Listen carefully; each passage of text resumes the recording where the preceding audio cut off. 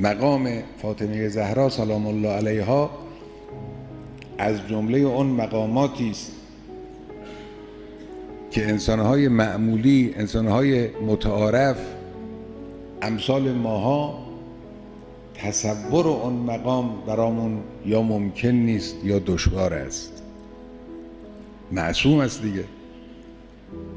معصوم، نه به حسب مسئولیت رسمی پیغمبر است، نه به حسب مسئولیت رسمی امام و جانشین پیغمبر است، اما در رتبه در حد پیغمبر و امام است.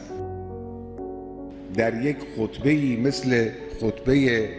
فدکیه معروف اون بزرگوار که هم شیعه اون رو نقل کرده است، هم اهل سنت اون رو نقل کرده اند، بعضی از فقرات او رو لااقل، بعضی هم همه اون خطبه رو نقل کردن. در اون چنون موقعیتی که بحث تعلیم نبود، خطاب مربوط به علم و معرفت نبود، یک محاجه سیاسی در واقع بود، حتی در این خطبه هم وقتی نگاه میکنید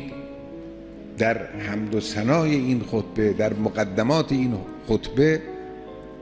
یک پارچه حکمت و معرفت از زبان درربار اون بزرگوار در فضا منتشر شده و امروز به حمدالله برای ما باقی مونده.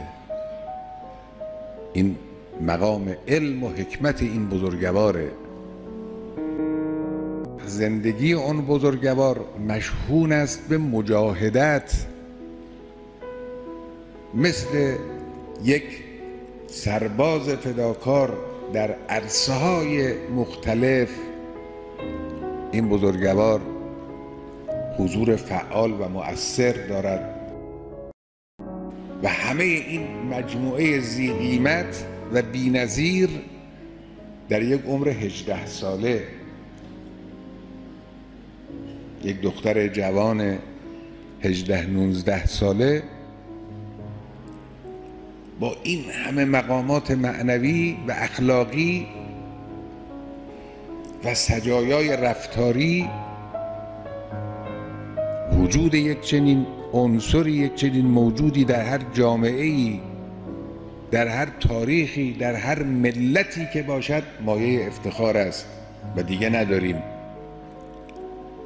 نظیر این بزرگوار رو.